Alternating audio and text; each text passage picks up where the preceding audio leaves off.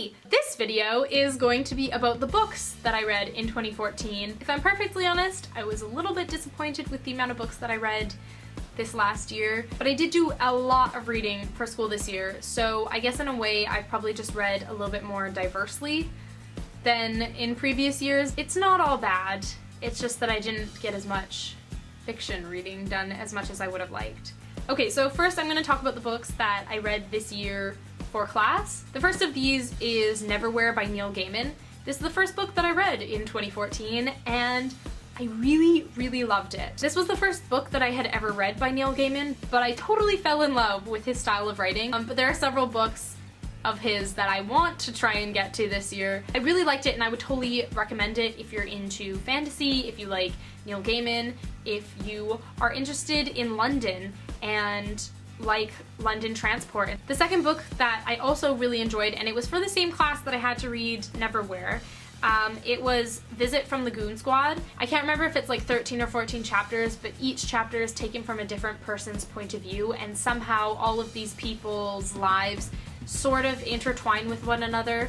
They take place in all different times zones. I think the first chapter is about a woman who's a kleptomaniac. It's in one time zone, and then the next chapter skips ahead in the future, and then the chapter after that goes back to the 80s. The framing of the novel was very different than other books that I had read, and some people from the reviews that I've read online afterwards hated this. Half of the people were like, thought that it was super cool and deserved all these prizes and awards for how unique and interesting it was, and then the other half of people were super irritated by the way the story was told. I thought it was really cool. It just made me think a little bit more about the way that we tell stories and the different ways that we can still get stories across to people. I thought it was really interesting, and yeah, I would also very much recommend that. The next book that I had to read for school this year is The Bloody Chamber by Angela Carter. This is a book of adult fairy tales.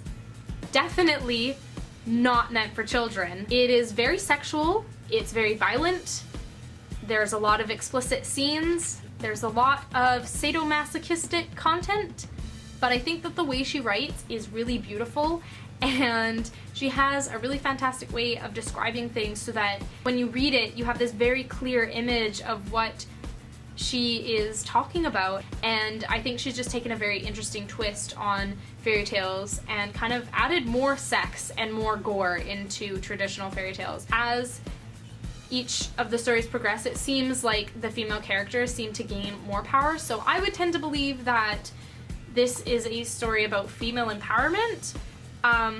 But there's a lot of different interpretations of the book, and I think that's part of why I really liked it, is you can look at it from so many different ways and you can kind of always find a new way of looking at the book. So I really liked this, and I would also recommend it if you are not someone who gets really uncomfortable with, you know, sex and violence, then I would really suggest it. I also had to read The Hunger Games for one of my courses this year, and I felt like this was a really cool opportunity for me to reread the book because it has been a few years since I have read it, and it was for a women's studies class, so I was actually reading it through more of a feminist lens, and I really enjoyed that because it allowed me to look at the book and the characters and everything that kind of happens in a totally different light, and I feel like I enjoyed the book like 10 times more than I liked it the first time. I just enjoyed reading it through a different perspective and getting to have, you know, maybe a more intellectual discussion about it afterwards. As far as the books that I read for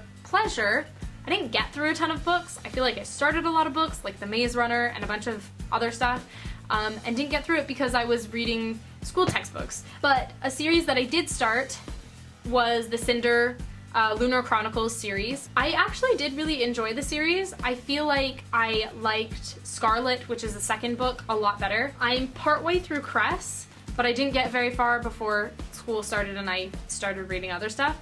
So I will have to finish that this year. As far as the Harry Potter series, because that's the last thing that I was reading, I technically only finished the first 4 books in the series in 2014. I am just over halfway now of the 5th book. So that was a little disappointing, but I'm really glad that I was motivated to reread the series because I really enjoyed being able to kind of get through them. It's been a really long time since I've read them from start to finish, and so I'm really enjoying that experience. I've also been listening to the audiobooks of them a lot, which is something that I haven't done before. But the first time I read the books, it was being read to me by my dad. I feel like it's sort of a nostalgic experience hearing them being read to me. I have to finish the last 3 Harry Potter books, so those will be the first books that I read in 2015. I'm taking 2 literature courses this year, so there are a ton of books on my reading list that I will be finishing in the next 3 months. I have a feeling I'm going to read way more books this year than I read last year, which is a good thing. So those are the books that I read in 2014. Let me know if you read any of these, what your opinions were on them. Let me know if you read any amazing books in 2014 that I should check out this year. I hope you're having a wonderful day, and I will see you in another video. Bye!